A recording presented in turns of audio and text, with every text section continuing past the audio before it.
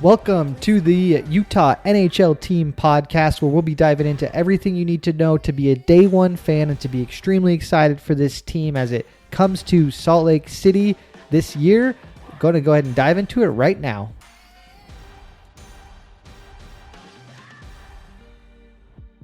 Let's go. Episode 4.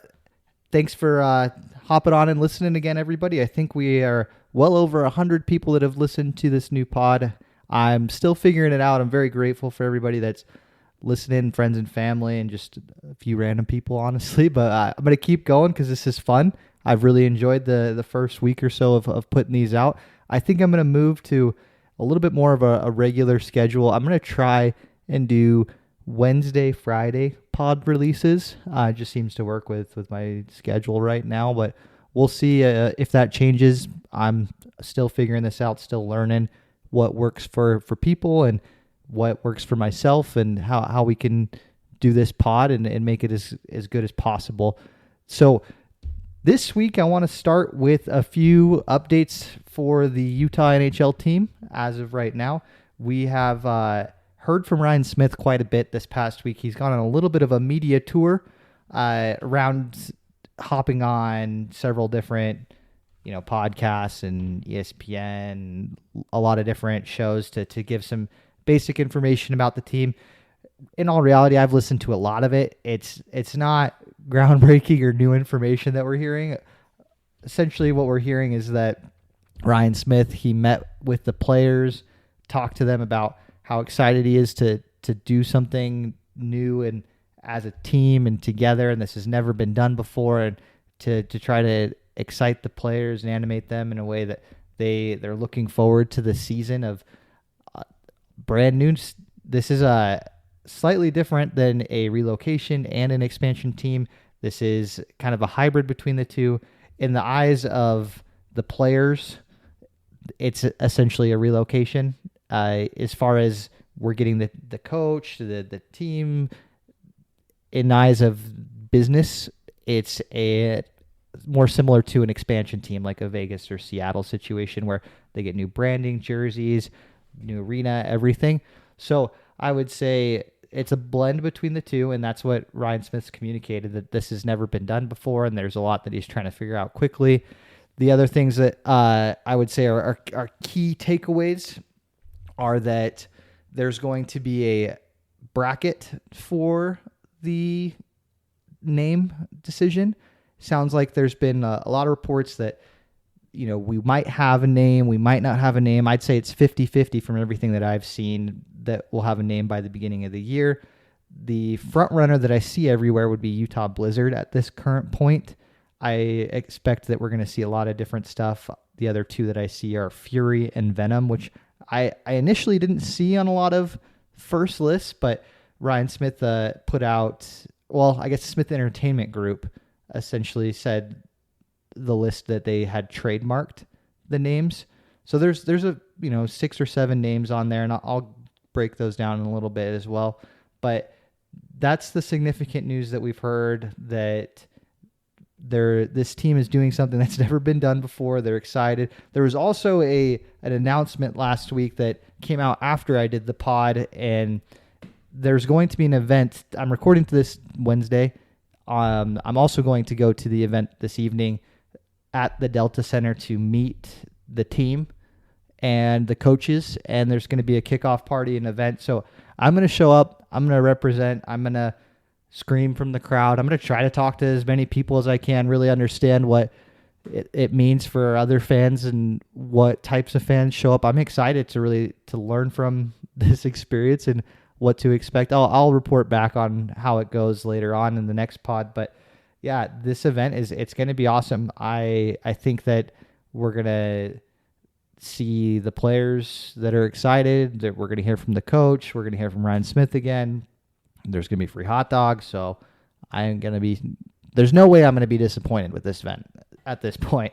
The only thing that might disappoint is traffic on the way back, because it's at like 5:00. So we'll wrap up this first segment with just the latest about the team names, because I think that's what everybody is eager to know right now. Like I said, the ones that have been filed for U.S. patent and trademark are Utah Blizzard, Utah Venom, Utah Fury, Utah HC, which is Utah Hockey Club, which is, I would assume that's kind of the fallback option here in case there can't be a decision made in time for the league to start. The other one that I've heard that has been submitted for trademarking in a separate report was Utah Yetis. I think that's kind of the fan favorite. There doesn't seem to be a lot of stuff coming from anyone official about the Yetis, but I will say, like, there have been, I think Fox even announced the betting odds for the name. You can bet on the name. The Blizzard and Venom were the top two, so I'd say those are our front runners right now. I'm not really sure where the Venom came from. That seems like it kind of sprouted up overnight as far as like a name option. So it'll be interesting to see, like, as these concepts and people use AI to guess what the jerseys might look like and the logo. I'm excited for either of those. I think Utah Blizzard, in my taste, is a little too close to the Colorado Avalanche. We're one state over, and that's a really similar cold weather type name. So I'm low on Utah Blizzard. I don't know if that's my favorite one. Regardless, whatever this team's name is, I'm going to be like a diehard either way. So it doesn't really matter. I'm just excited. I hope it looks cool. I hope I can actually wear the colors. I'll probably buy a jersey anyways. So that's probably a pretty good segue into this week's Hockey Talkie. I'm going to be going into the gear wear or the equipment that goes along with hockey. So I'm going to start at the feet and work my way up all the way to the head. There's a lot of equipment in hockey, and there's a lot of terms for the equipment. There's the name that you'll see on the shelf at the store, and then there's the name that you'll hear in the locker room or on the bench of what they're called. So starting with skates, you've got your skates have blades and laces on them. A lot of times the blades are called steel. So you'll just call the blade on your skates steel. And then your skates themselves can be called boots, and they can be called wheels. You can just call them your wheels, as if you're putting on your wheels to go out. You got to tighten up your wheels. Those types of things have all been said. The other things, moving up the body now to shin guards. These can be called shinnies. And you could say this is, got brand new shinnies, or, hey, my shinnies are massive. Some people have way big shinnies. Some people have really skinny shinnies. So either one you might get chirped for. The next thing up would be the pants that you wear.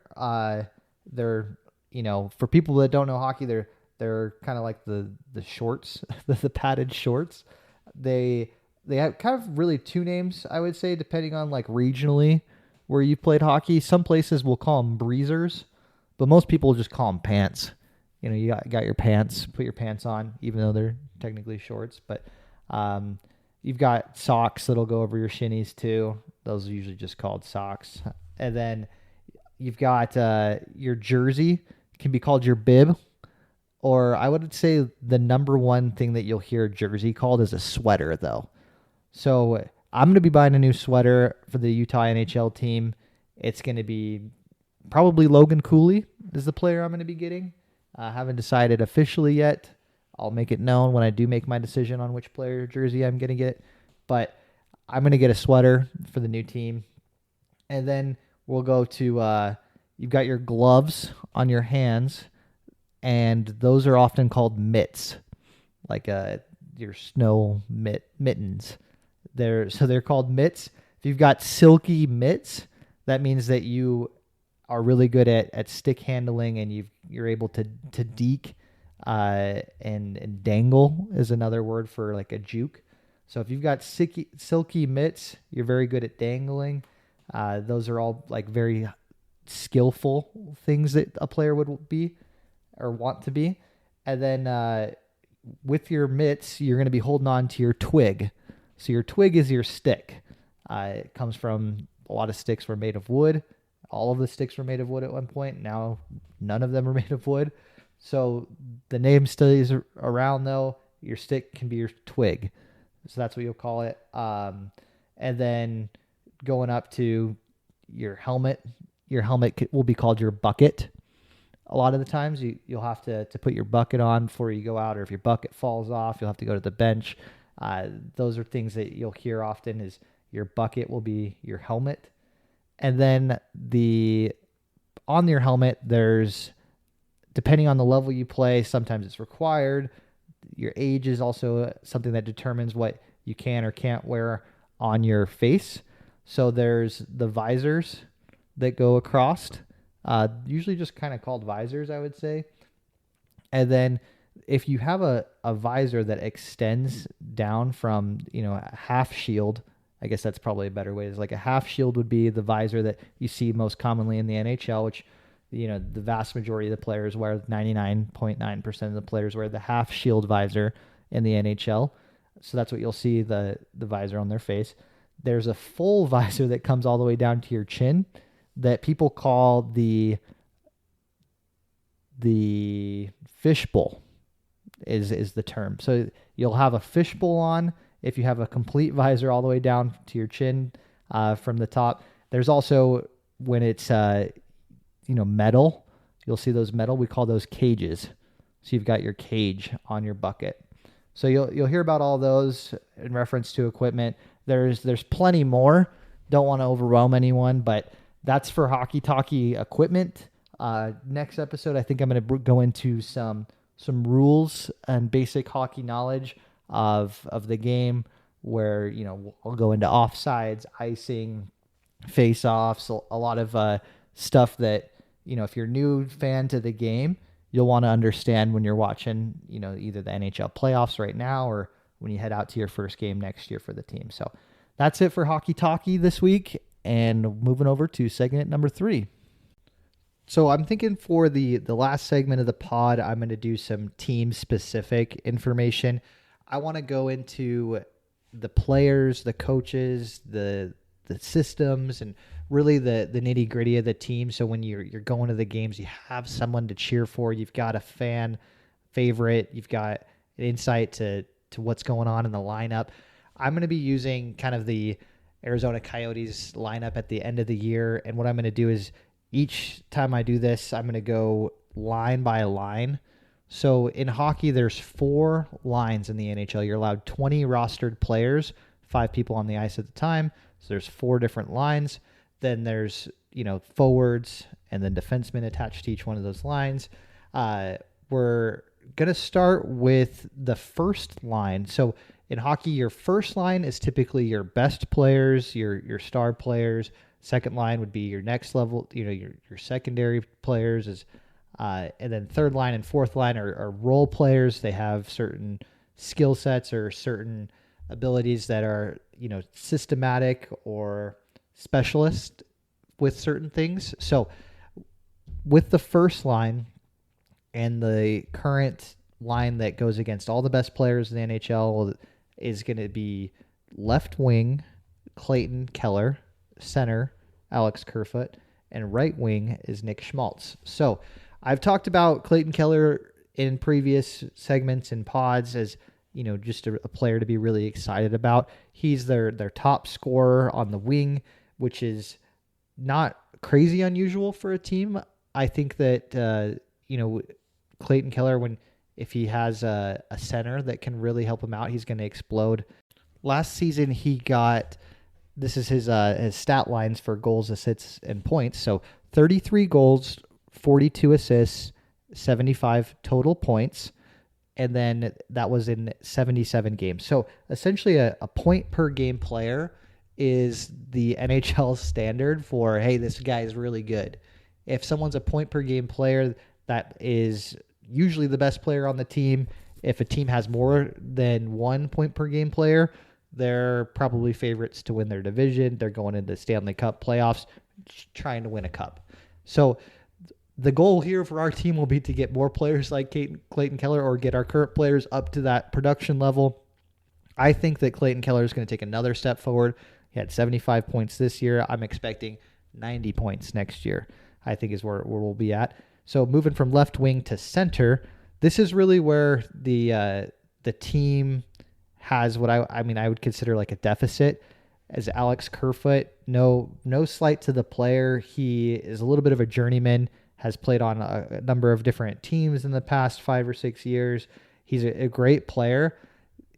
Slotting in at that number 1 center, so we call that the 1C spot, it is really tough. It means that he's going against the Connor McDavids, the Nathan McKinnons, the Sidney Crosbys of the league. He's going against the best players. He would be better suited in more of a 2C spot or a 3C, so on your third line or your second line. So he's definitely punching above his weight class, Alexander Kerfoot, and I expect that position to kind of switch around for the team. I think that our biggest deficit, aside from really just defense in general, is going to be figuring out who can be next to Clayton Keller and be that number 1C. We've got some young guys that I think can head up the ranks, and that's probably where we're going to turn to first, is our young players to really fill that spot and lead this team. But keep an eye out for that position in the offseason. The number 1C is currently Alex Kerfoot, as it was at the end of the last season, but I expect that can change and that it probably will change. Then the right wing is going to be Nick Schmaltz. The team calls him Schmaltzy. He also plays center, was slotted in at the right wing at the end of the season with Kerfoot and Keller. So that's one option that we have, as well as a potential number 1C in the future, and kind of switching things around. I would say that he still is in that spot where he might be punching a little bit above his weight classes as far as a true number 1C goes. But nonetheless, like a great player. Last season, 22 goals, 39 assists, 61 points.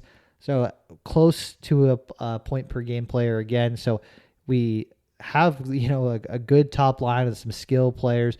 Schmaltzy is also in clutch, is what I'll say. Is this guy literally scores when you need it most.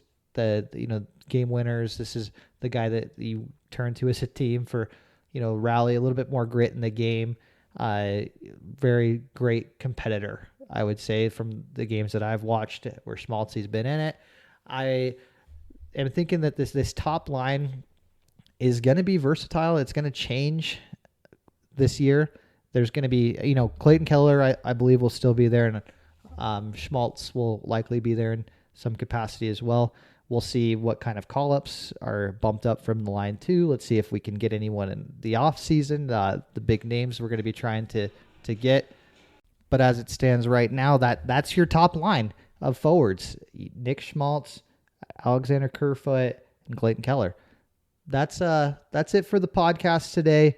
I again really appreciate everybody listening. I know I'm still figuring it out and having a good time. I've got some potential interviews coming up in future pods with other people in the state that are excited about the team, and I've got a couple things in the work that I'm really excited about. Just don't quite know the details yet, but we'll be seeing some innovations to this pod here in the next couple weeks. Thanks again, everybody. Have a good one.